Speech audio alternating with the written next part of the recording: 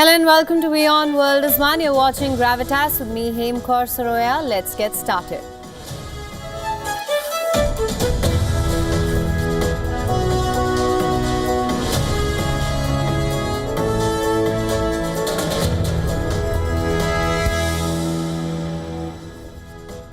Our top story on the show tonight, India's Central Counter-Terrorism Law Enforcement Agency is cracking down against Al-Qaeda-linked Bangladeshi network.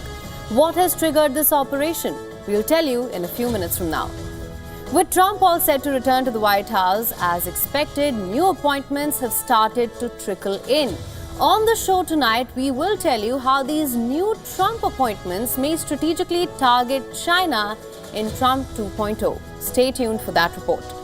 In Canada, the Hindu and Sikh community is under increasing threat, further straining the already tense diplomatic ties between India and Canada. We will bring you the latest on that on the show tonight. And 1970s era US spy satellite imagery, it's led to the discovery of an ancient battlefield. Stay tuned to know about this hugely culturally significant discovery on the show tonight.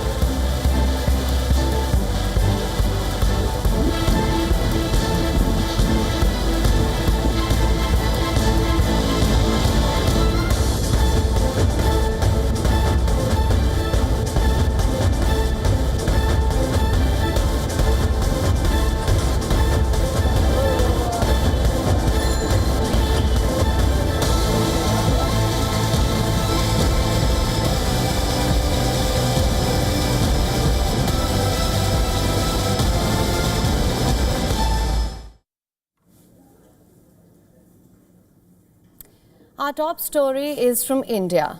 India's Central Counter-Terrorism Law Enforcement Agency is cracking down against Al-Qaeda-linked Bangladeshi network. The National Investigation Agency launched a massive pan-India raid on Monday. 6 states. That's how many locations NIA sleuths raided yesterday. What triggered this operation? An investigation into the alleged terror activities linked to Bangladeshi nationals were associated with Al-Qaeda. The probe team held raids early in the day across 9 locations in Jammu and Kashmir, Karnataka, West Bengal, Bihar, Tripura and Assam. The probe, it's aimed at identifying and arresting people suspected of supporting as well as funding Al-Qaeda's plans. During the operation, the NIA team seized several pieces of evidence including banking transaction records, digital devices like mobile phones and documents linked to terror funding. The counter-terrorism agency said they carried out searches at houses of those they've described as sympathizers of Bangladesh-based Al-Qaeda network. So what's the goal of this Bangladeshi network? To destabilize India, to spread Al-Qaeda's influence and to radicalize the youth and the vulnerable in India.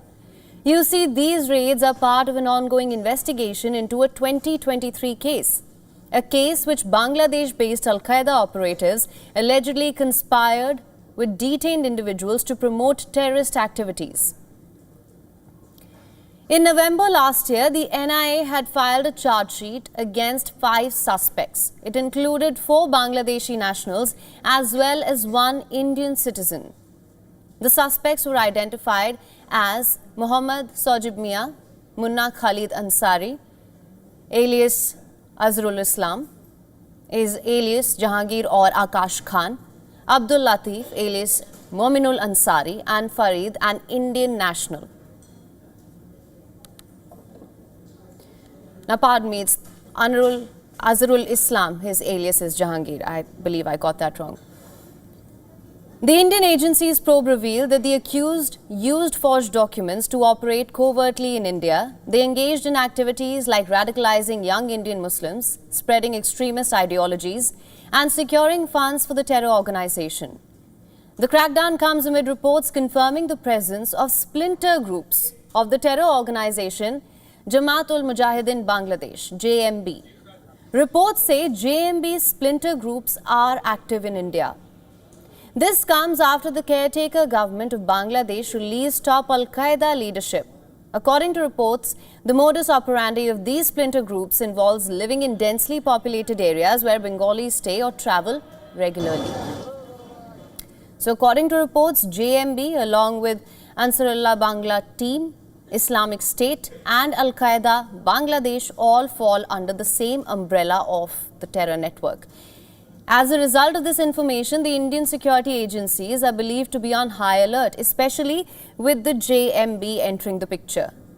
JMB, or as I mentioned earlier, the Jamaat-ul-Mujahideen Bangladesh, it's a deadly terror organization. It is behind several terror activities in Bangladesh. It is also behind 2 terror incidents in the Indian state of West Bengal. In 2018, the Jamaat-ul-Mujahideen Bangladesh carried out a terror attack on India's Bodh Gaya.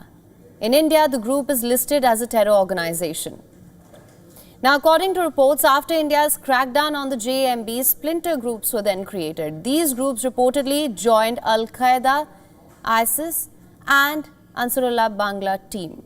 Reports suggest that all the foot soldiers from the JMB have joined the same terror network. As far as funding is concerned, the source has not been confirmed, but as far as the threat perception is concerned, the Indian security agencies remain on high alert. A lot of concerns were flagged when Bangladesh's interim government decided to release terrorist and Ansarullah Bangla team chief Jashimuddin Rahmani in August. This was a major cause for concern for India. You see, Rahmani was convicted for the murder of Bangladeshi blogger Ahmed Rajib Haider. According to reports, Rahmani is working closely with Al-Qaeda.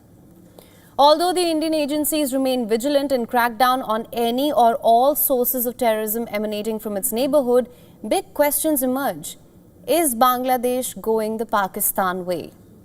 Pakistan has tried for decades to foment trouble in India by aiding and abetting dissatisfaction against India. They did so by preying on the vulnerable. And now, 53 years after Bangladesh came into existence, with India's help, has the country relapsed into Pakistani strategy? Will Bangladesh, under the new government, take over the Pakistani ISI's mantle of bleeding India by 1,000 cuts?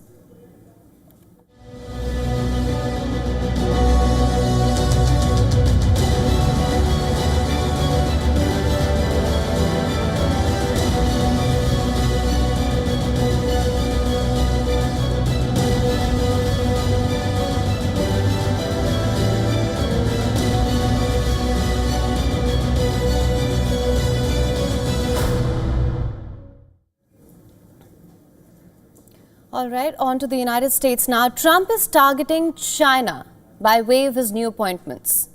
According to reports, U.S. President-elect Donald Trump has selected Florida Congressman Mike Waltz as his national security advisor and Florida Senator Marco Rubio as Secretary of State. And guess what both have in common? They're both vocal and staunch critics of China. They're what we call China hawks. Remember, these appointments are crucial. They will define Trump's foreign policy when he takes office in January. From where we are sitting, that looks like good news for India. Allow me to explain. Reports suggest the selection of both Waltz and Rubio is a strategic move by the Trump administration, which seeks to empower the United States in face of Chinese military capabilities. Speaking about Trump's selection of NSA Mike Waltz to be NSA Mike Waltz, he is a retired Army Green Beret. Waltz is called for bolstering American military preparedness to counter potential Chinese aggression, especially towards Taiwan. What's more, Waltz is also on the Republicans' China Task Force. The task force was built to tackle security challenges posed by China. In fact, in an article he co-authored in a British news outlet, The Economist, Waltz has argued how America should shift its strategy focus to the Indo-Pacific. And he's right. Many experts say the Indo-Pacific region faces a high risk of war. Furthermore, Waltz's appointment holds positive implications for India, particularly amid China's assertive posturing along the line of actual control. His elevation to a pivotal role in Trump's administration signals a more muscular approach to China. It also suggests that Indo-US ties will become even more critical in Trump 2.0. Next up, Marco Rubio. Like Walz, Rubio has also taken a fairly aggressive stance on China's emergence as an economic power. Rubio is set to become the first sitting Secretary of State to have been sanctioned by Beijing. If reports are true, Rubio would be the first Latino to serve as America's top diplomat once Trump takes office. He's seen as one of the more hawkish candidates of Trump's shortlist. Over the years, Rubio has advocated for a strong arm approach when it comes to dealing with America's enemies. He has called for firm responses to challenges posed by nations like China as well as Iran and Cuba. On China, Rubio's stance is quite hardline. In fact, he is a leading voice on China policy in the Senate. He has criticized the Chinese Communist Party's human rights abuses, trade practices, and aggressive actions in the South China Sea. Rubio has also supported policies that increase economic pressure on China, including sanctions as well as restrictions on technology transfers. If Rubio does become America's Secretary of State, it would mean America holding China accountable for its actions domestically as well as internationally. Again, just like Mike Walz, that could mean good news for India. Rubio has called for strengthening ties with India. He has called for positioning India as a crucial partner in the Indo-Pacific region. Over the years, he has also championed efforts to deepen US-India cooperation, particularly in the areas of defense and trade. Now, besides these men, there's also a woman in Trump's reported anti-China cabinet. I'm talking about New York Republican Elise Stefanik. She's reportedly Trump's nomination as U.S. ambassador to the United Nations. Stefanik is widely known for her outspoken views on China. Now, if confirmed by the Senate, Elise Stefanik would replace current UN ambassador Linda Thomas-Greenfield, a diplomat who's worked for the U.S. Foreign Service for 35 years. Stefanik has accused China of transnational repression against China's alleged involvement on college campuses. These are the top three likely choices for Trump in his second term as president. How does it impact India? As mentioned, besides the fact that these key appointments in Trump cabinet mark a tougher approach towards China, this also suggests a deepening of the Indo-US ties. Dare I say, these moves signal a pro-India approach. Remember, Hindu Americans have emerged as a key voting bloc backing the Republican Party. Remember, Trump's pro-Hindu outreach also extends to Bangladesh. In his Diwali message, Trump had highlighted the persecution of Hindu minorities in Bangladesh.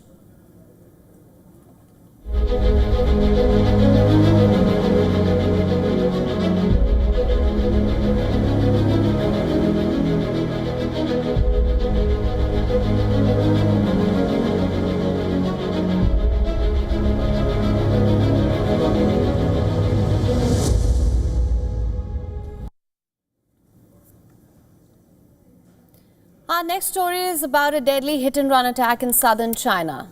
On the 11th of November at around 7:48 p.m., a serious criminal incident occurred in Guangdong province. A suspect drove his vehicle into a crowd of citizens. The attack resulted in the deaths of 35 people. It injured 43 others.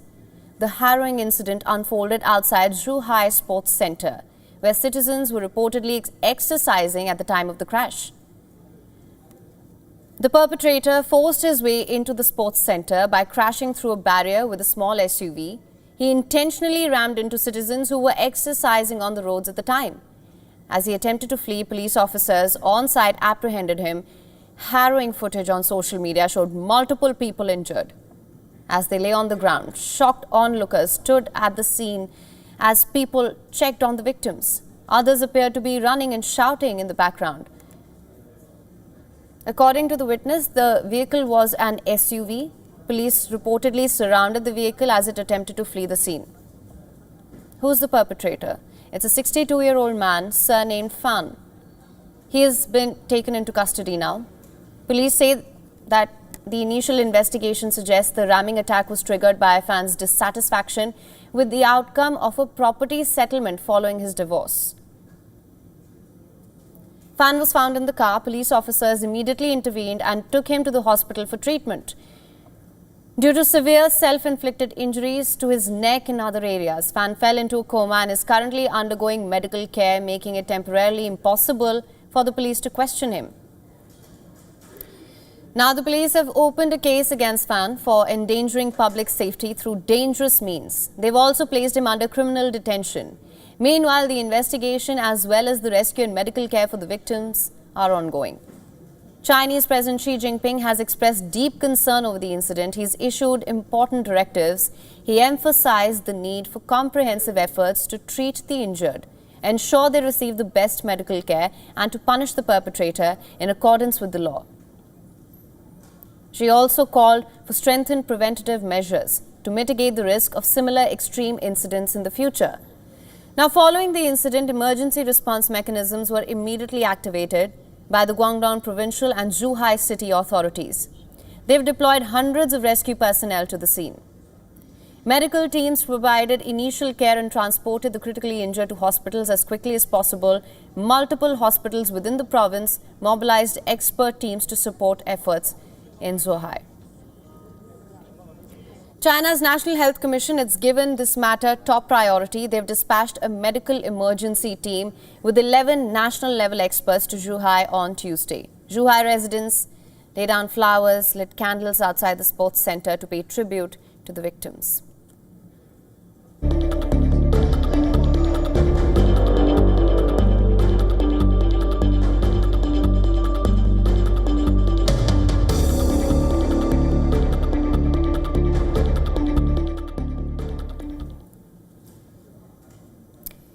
We now turn our focus to a disturbing situation unfolding in Canada, one that not only highlights the rising threats faced by Hindu and Sikh communities in Canada, but further adds diplomatic strain between India and Canada. As per reports, the Bramton Triveni Community Centre in Canada has cancelled an event jointly organised with the Indian consulate, citing concerns over quote-unquote extremely high and imminent threat level of violent protests. And what exactly was this threat? In a video, Khalistani separatist Gurpatwant Singh Pannu, the leader of the banned Sikhs for Justice outfit, threatened to attack the Triveni Mandir in Bramton on the 17th of November and further threatened to attack Hindu temples, including the Ram Temple in the Indian state of Uttar Pradesh, and also attack Indian diplomats at Toronto's Kalibari Mandir on the 16th of November. You see, the incident in Bramton isn't just a localized incident. It's part of a larger narrative of hostility and intimidation that has put Canada's religious freedom and tolerance under scrutiny. Originally, this event in Bramton was intended to provide an essential service. It was reportedly a chance for Indian origin Hindus and Sikhs to renew their life certificates, a document that's crucial for everything from pensions to proof of life for families back in India. In its statement, the Bramton Triveni Community Centre said that Peel Regional Police Intelligence identified a very real imminent threat of aggression, which forced the centre to call off the gathering. In a statement, the centre expressed regret for community members who relied on this event, conveying sorrow over the increasingly hostile environment that is pushing people of Indian descent away from their own temples and places of worship. Here's where the problem lies. This isn't the first instance of such hostility. Earlier this month, an event at the Hindu Sabha temple in Bramton turned chaotic as it was violently disrupted by pro-Khalistani supporters. Videos from that day captured a disturbing scene. Reportedly, people used flags and sticks to assault people and mayhem erupted on temple grounds. Violence that resonated beyond Canada, sparking widespread condemnation. In the aftermath, Canadian Prime Minister Justin Trudeau issued a statement saying that every Canadian has the right to practice their faith without fear. But are words enough, especially amidst new reports of threat and video evidence of blatant violence? Indian Prime Minister Narendra Modi, remember, condemned the November 3rd incident, calling it cowardly and deliberate attack on a place of worship, emphasizing that no act of violence will break India's resolve. and urged Canadian authorities to protect citizens against threats from pro-Khalistani elements. Let's remember, relations between Canada and India have been tense since last year. That's when Justin Trudeau accused Indian agents of potential involvement in the killing of Khalistani terrorist Hardeep Singh Nijjar, a charge that New Delhi flatly dismissed as absurd, and Canada, remember, is yet to provide any evidence linking India to the incident, as admitted by Trudeau himself last month. Meanwhile, India's stance has remained firm. It is concerned about Canada's tolerance of pro-Khalistani groups that continue to operate unchecked on Canadian soil. And this recent incident only further underscores just how deeply rooted this problem is. So where do we go from here? Because what's at stake here is not only the security of Hindu and Sikh communities, but the integrity of Canada, a nation that claims to be a safe hub for multiculturalism and religious freedom. As the Bramton Triveni Community Centre stands empty on the 17th of November instead of hosting its event, one question looms: how far will these tensions escalate before Canadian authorities take definitive action?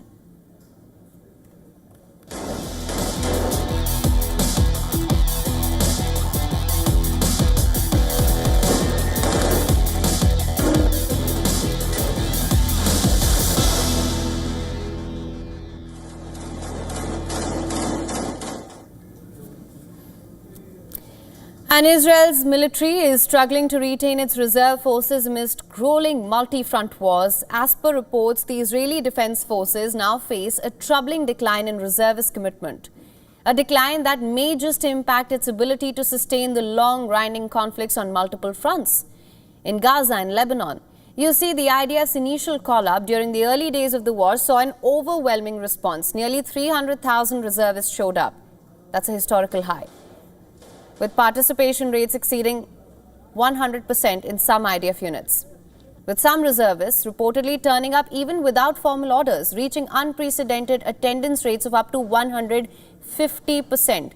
But the situation is reportedly a lot different now, with turnout in reservist units in Lebanon and Gaza reportedly slipping to between 75 and 85%.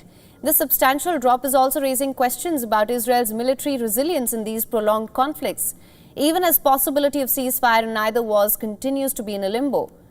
So what's behind the stark shift?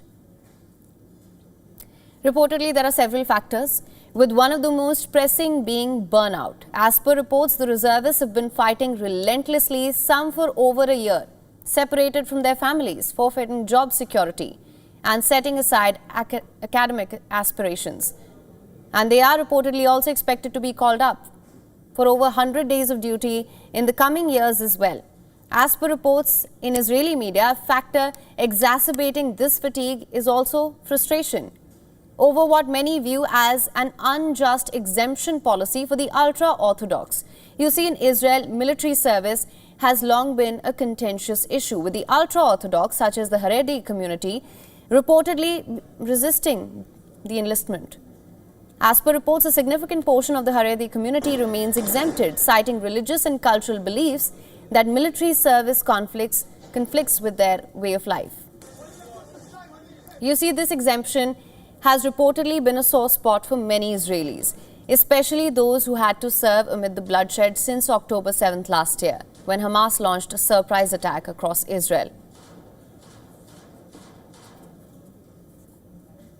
Now, since then, more than 750 IDF soldiers have died, and nearly 300,000 reservists in total have been called up. As per reports, the IDF realizes the need to relieve reservists from extended service. However, they are stuck in a bind. They reportedly need an additional 10,000 soldiers, primarily combat troops. As per reports, they can realistically only expect to recruit around 3,000 ultra-Orthodox enlistees this year, even though nearly 63,000 Haredi men are technically eligible for service. So why has this issue been left unresolved for so long? Because decades of governmental attempts to address the draft exemptions for the ultra-Orthodox have reportedly gone nowhere. And the matter continues to be a major political point of contention, with Israel's security hanging in the balance amidst intense fighting on two fronts and threats from Iran and its proxies. The IDF's ability to endure these drawn-out conflicts may just be compromised, not due to lack of arms, but maybe due to lack of manpower. And Jammu and Kashmir is facing spike in terrorism activities. An encounter is currently underway between security forces and terrorists in the Bandipora Kupwara forest area of North Kashmir. Spike in terrorism, it's got the booming tourist industry worried. Our special correspondent Idris Sloan has sent us this report. Take a look. Kashmir has witnessed a rise in terror-related incidents in the last few weeks, prompting the security forces to fortify the valley. 8 terrorists, including 5 foreign terrorists, have been killed in the last 10 days in 9 different encounters in the Kashmir division. The tourist stakeholders of the valley have condemned these attacks. We have seen terrible times and have been fighting for peace for the last 30 years, and everything was going normal from the last few years. Now our request is please don't do it. This is unacceptable to Kashmiris, and we want peace only. The rise in cancellations in the last few weeks has concerned tourist stakeholders. Kashmir is safe is the only message they want to send to tourists. Call today all stakeholders, maybe the hoteliers, travel agents, taxi wala, shikara wala, houseboat, and all others related. We want to give this message that there is nothing like this. Kashmir is very peaceful and we welcome tourism in ongoing season and upcoming season. Kashmir is safer than any other place in the world. Kashmir Valley has seen a tremendous growth in tourist arrivals post the pandemic. With all the previous records of tourist arrivals broken in the past, stakeholders hope for a rerun this year too. Winter tourism in the Kashmir Valley is about to begin, but the tourist stakeholders of the Kashmir division are scared after the recent spike in the militant attacks. That's one of the reasons that all the tourist associations have come together and condemned these attacks, saying that it will definitely have an impact on one of the biggest industries of the Kashmir Valley. With video journalist Firoz Idris Sloan for WION World is One.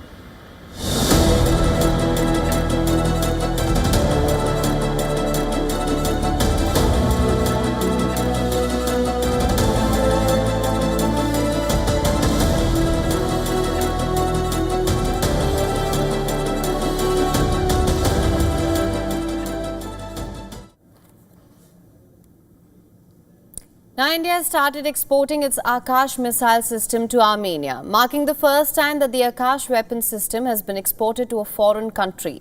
A move that not only underscores India's growing military prowess, but also signals a shift in the global arms market.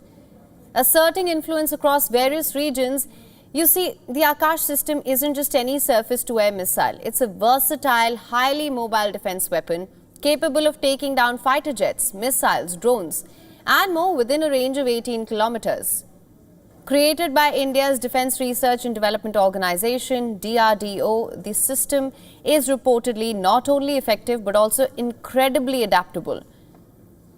Each battery features a 3D radar that operates in tandem with 4 launchers with 3 missiles each, all of which are interlinked, ensuring all elements work seamlessly together to neutralize incoming threats. And this export isn't a random event, it's a calculated move. Sanjeev Kumar, Secretary, Department of Defence Production in India's Ministry of Defence, flagged off the Akash system's departure in Bengaluru on Monday. This is the second time India has ventured into exporting missile systems following the successful BrahMos deal with the Philippines. As per reports, countries like Vietnam, the Philippines and Egypt have also shown interest in procuring the Akash missile system. Now, Armenia's interest in the Indian weaponry is more than just practical, it's perhaps strategic. You see, for over a decade, Armenia has largely relied on Russia for its defense needs, with Russia reportedly supplying over 90% of Armenia's arms between 2011 and 2020. In 2022, Armenia inked a deal with India to procure 15 Akash missile systems worth around Rs 6,000 crore. Just 2 years after India's Union Cabinet greenlit the Akash system for export. As per reports, Indian Defence Minister Rajnath Singh highlighted that the export variant of the Akash missile is tailored for international clients, featuring over 96% indigenous components. The Akash system entered service in the Indian Air Force in 2014 and the Indian Army a year later. The Akash system's capabilities aren't limited to hitting targets within range. It's engineered to operate under intense electronic countermeasures with advanced radar and tracking systems that enable it to engage multiple targets simultaneously. Whether on wheels or tracks, it's highly mobile and can adapt to various battle environments. Its central acquisition radar covers up to 120 kilometers, and the entire system is built to track, engage and neutralize threats with minimal human intervention. The Akash system is also equipped with crucial support equipment such as surveillance radars and missile guidance radars.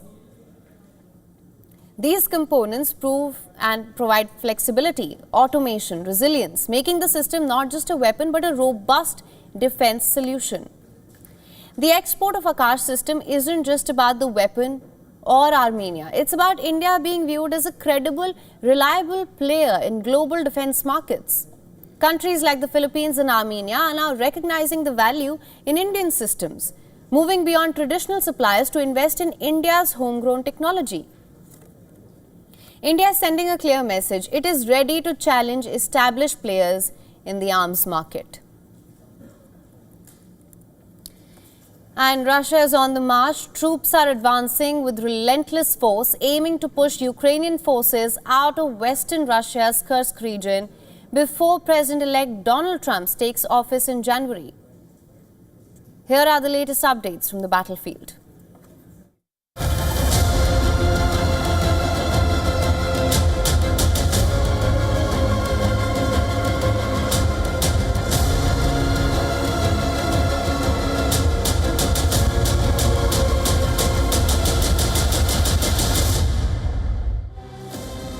Russia is marching forward in Ukraine. Its tanks are rolling into Ukrainian territory. Its artillery pounding the frontline defenses, making way for the army to advance. Russian forces are mounting a massive offensive across multiple fronts, pushing Ukrainian defenders to their limits. 3 Ukrainian brigades hold the line in Kursk, a region they wrestled from Russian control in August. But they face overwhelming odds. Outgunned and outnumbered, Ukraine's forces trained to withstand Russia's intensified attacks. Ukrainian Defense Ministry released these images showing destruction of Russian tanks and armored vehicles. President Zelensky says his troops are currently battling against odds. A thorough report on the Kursk operation. There Armenia holding back a fairly large grouping of Russian troops. 50,000 of the occupiers' army personnel who, due to the Kursk operation, cannot be deployed to other Russian offensive directions on our territory.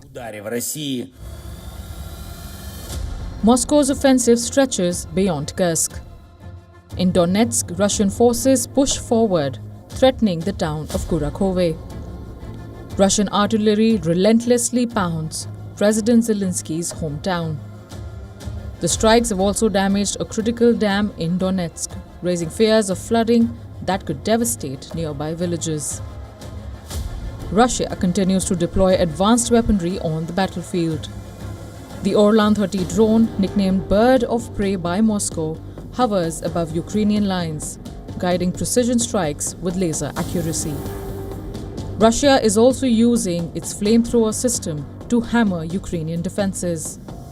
Questions loom about Trump's stance on US aid to Ukraine.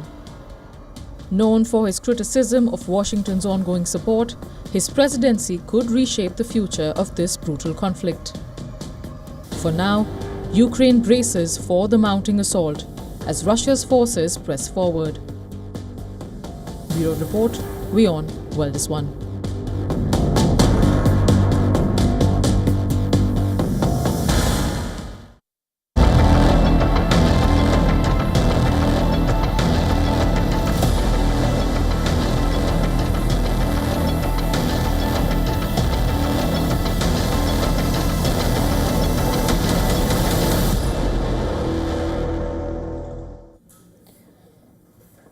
All right, moving on. Pakistan's pollution crisis is worsening by the hour, so much so that toxic smog blanketing skies is now visible from space.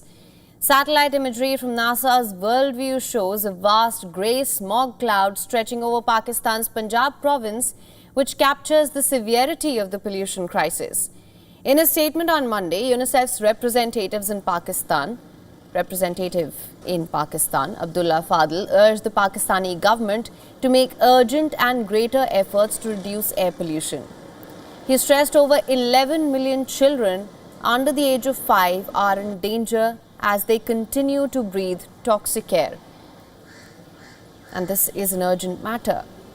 In recent years, pollution has effectively become what is known as the fifth season in Pakistan. Since last month, toxic smog has enveloped Pakistan's Lahore along with 17 other districts in Punjab. Now, cities like Multan are facing unprecedented pollution levels, with AQI levels surpassing 2,000 just in the last week. That is 100 times the World Health Organization's air quality guidelines. As per health authorities, more than 40,000 people have sought treatment for respiratory issues, with 900 people admitted to hospital in Lahore alone on Tuesday. If these numbers are not alarming enough, let's go back to the figure I mentioned earlier. 11 million, that's how many children under the age of 5 are breathing toxic air. According to UNICEF's representative in Pakistan, even before these record-breaking pollution levels, about 12% of deaths in children under age 5 in the country could be linked to pollution. Not just children. This year's extraordinary smog will have devastating effects on pregnant women too. Similarly, in the case of pregnant women, they are more likely to give birth prematurely, facing respiratory issues, and their babies may register a low birth weight. But these are facts that everyone knows. Question is, what is the government of Pakistan doing to combat it? Evidently not enough. The health of millions of Pakistani citizens is at stake. Millions of kids, the future of Pakistan is at stake. As far as the Shehbaz Sharif government of Pakistan is concerned, the time to act is now. Not later, now. And world leaders are attending the second day of the annual United Nations Climate Change Conference in Baku. Though the heads of some of the most polluted nations are skipping the conference, a strong showing is expected from the world's most vulnerable countries. UK Prime Minister Keir Starmer has unveiled the country's climate goal at COP29 summit. He said that the country will cut greenhouse gas emissions by 81% on 1990 levels by 2035.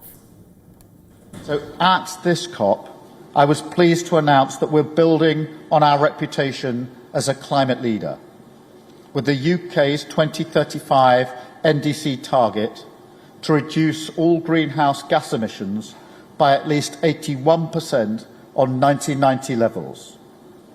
Our goal of 1.5 degrees is aligned with our goals for growth. And since there will be a change of power in the United States, U.S. National Climate Advisor Ali Zaid reassured COP29 attendees that the United States would uphold its commitment to fighting climate change despite the re-election of Donald Trump, a noted climate skeptic. And for those who look to the last couple of weeks in U.S. politics to think about where we might be driving, think about this. Most of those battery factories are built out in states with Republican governors, and they don't want those factories unplugged from their economies, and they don't want those workers laid off. They want this prosperity to continue. The UN Secretary General Antonio Guterres called for climate justice in his address. He said that developing nations must not leave empty-handed. The small group of developing countries that currently contribute the money want the donor pool expanded to include other rich nations and top emitters. Now, more than ever, finance promises must be kept, and developed countries must race the clock to double adaptation finance to at least $40 billion a year by 2025. Adaptation investments can transform economies, driving progress across the Sustainable Development Goals. Meanwhile, during the opening address of the conference, Azerbaijan's President Ilham Aliyev defended the use of fossil fuels and said that their country was subject to slander and blackmail for its use of fossil fuels, and no country should be judged for its natural resources. It's a gift of the God. Every natural resource, whether it's oil, gas, wind, sun, gold, silver, copper, all that are natural resources. And countries should not be blamed for having them and should not be blamed for bringing these resources to the market, because the market needs them. The people need them. Now, this year's COP29 is increasingly being referred to as the Finance COP, as the major part of the negotiations will center around funding. A $1 trillion climate action fund for developing nations is at top of the priority list. Representatives from countries and organizations worldwide will discuss how to mitigate climate change, adapt to its impacts, and support energy transition.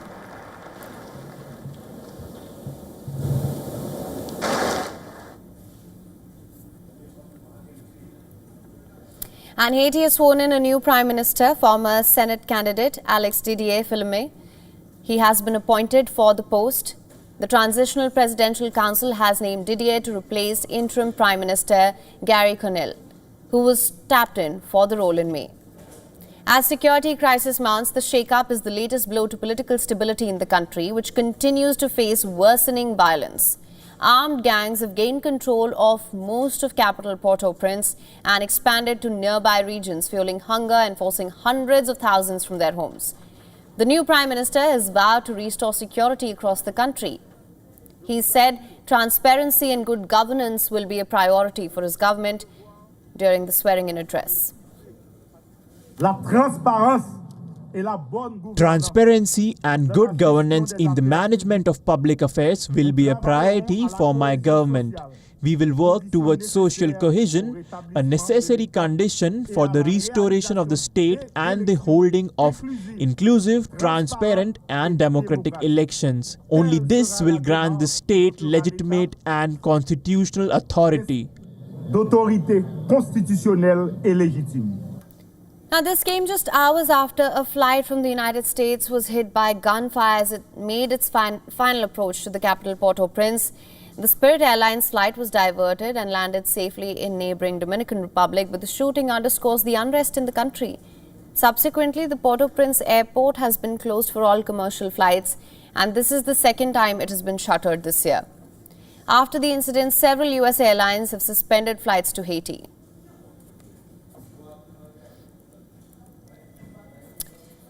Now, a groundbreaking discovery has scientists reconsidering Uranus and its 5 largest moons.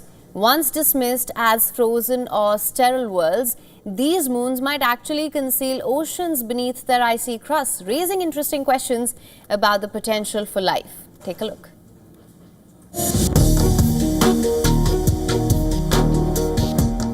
Uranus is unique. Tilted on its side, this frigid, distant planet orbits far from the Sun. Uranus has 28 known moons, including 5 major moons named after Shakespearean characters, adding a hint of poetry to their mystery. But new research hints at something far more extraordinary beneath their surfaces.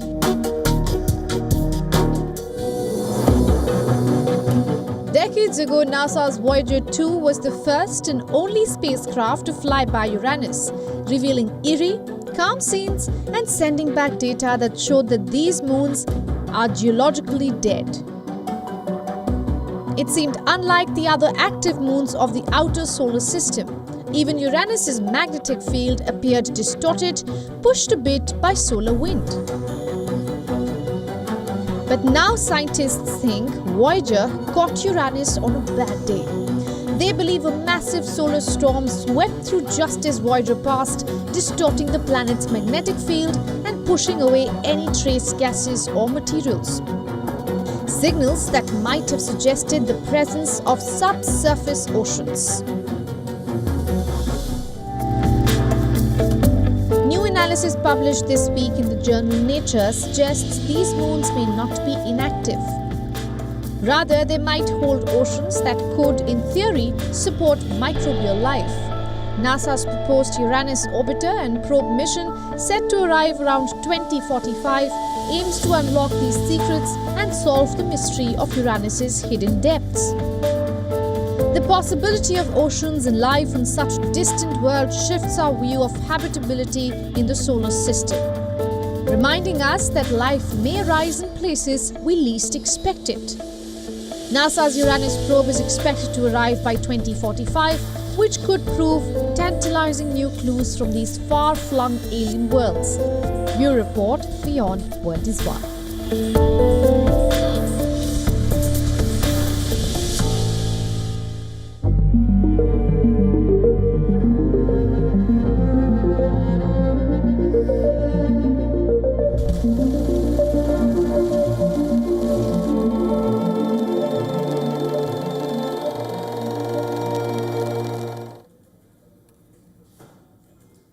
And in an archaeological breakthrough, spy satellite imagery has led to the site of a 7th century battle in present-day Iraq.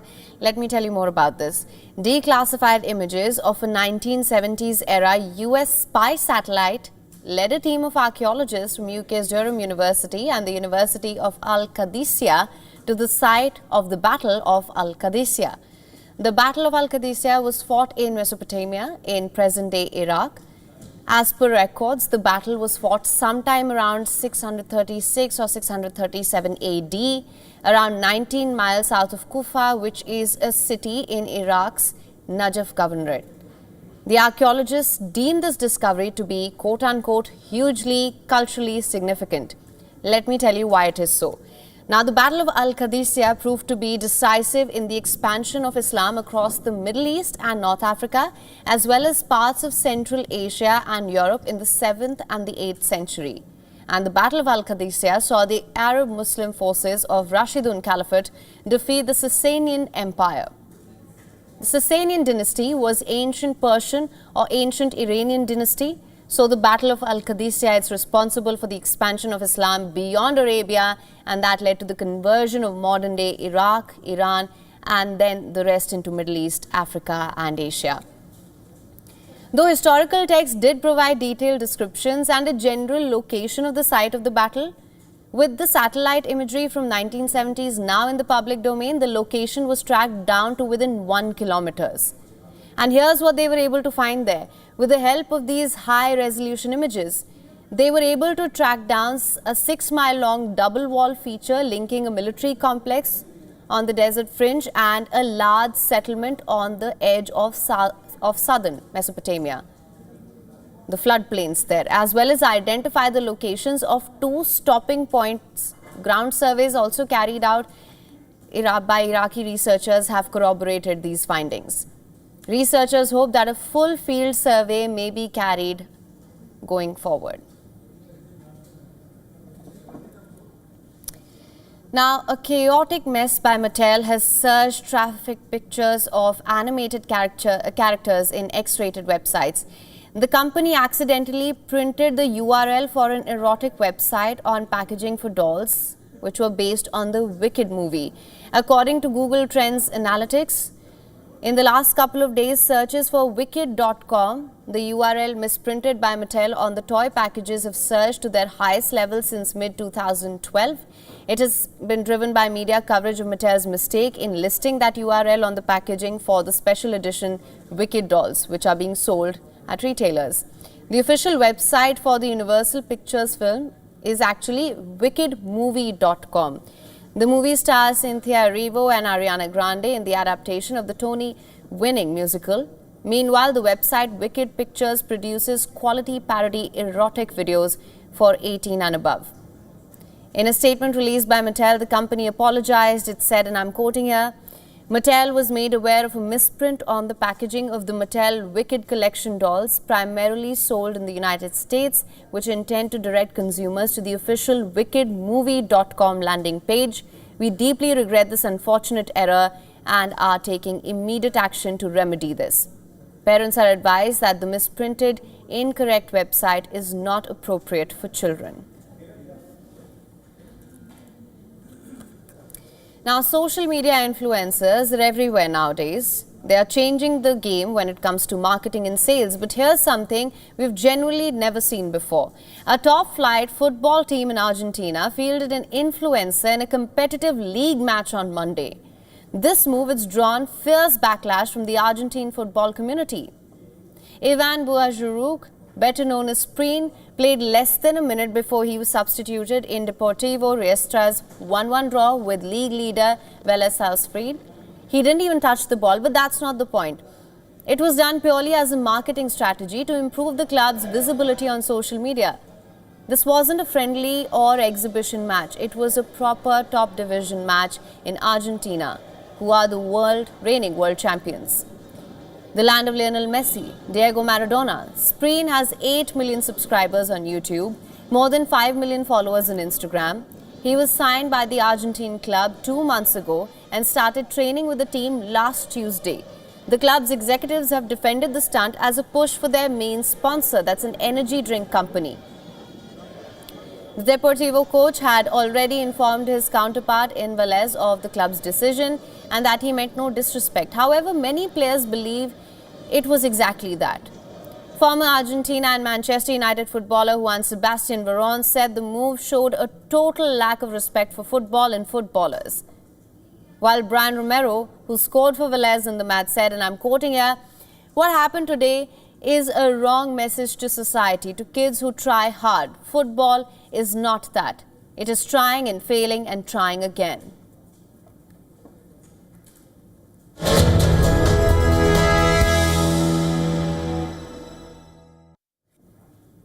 And it's time for Gravitas Recall. And on this day in 1918, World War I ended. At the 11th hour, on the 11th day of the 11th month of 1918, the Great War ended. At 5 a.m. that morning, Germany, bereft of manpower and supplies and faced with imminent invasion, signed an armistice agreement with the Allies in a railroad car in France. The First World War left 9 million soldiers dead and 21 million wounded. Germany, Russia, Austria, Hungary, France, and Great Britain each lost nearly 1 million or more lives. In addition, at least 5 million civilians died from disease, starvation, or exposure. World War I was known as the war to end all wars because of the great slaughter and destruction it caused. Unfortunately, the peace treaty that officially ended the conflict, that's the Treaty of Versailles of 1919, forced punitive terms on Germany that destabilized Europe, laying the groundwork for World War II.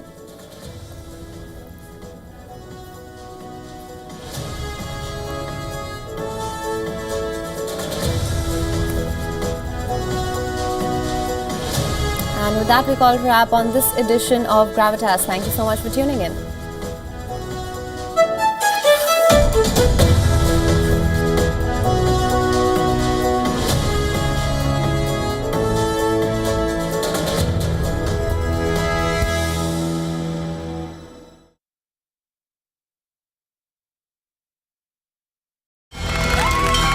From the bustling trading floors of Wall Street to the vibrant exchanges of Asian stock markets, WION breaks it down for you to make sense of what's happening, as we reveal the key factors behind events, strategic battles, and the game-changing business decisions that shape the world.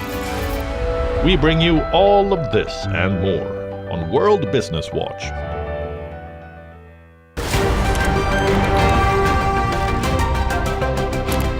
Ready to dive into your daily dose of news? Bringing you what's trending in the West and all that's setting trends in the East. And all of this served up with a side of insightful banter. We don't just bring you the latest stories. We bring you your talking points for the day. And while you do that, from the busy streets of New York, I will provide you with deeper insights on the developments through the course of the day in the U.S. And I will be here at the WION headquarters, getting you all the action from the universe of sport. All that you need to know about your favorite teams and players, right here. The show that keeps you ahead of the global curve. A conversation you'd want to be a part of. A place where news becomes an engaging exchange. We bring you stories that impact your present. This is World DNA. Join the conversation.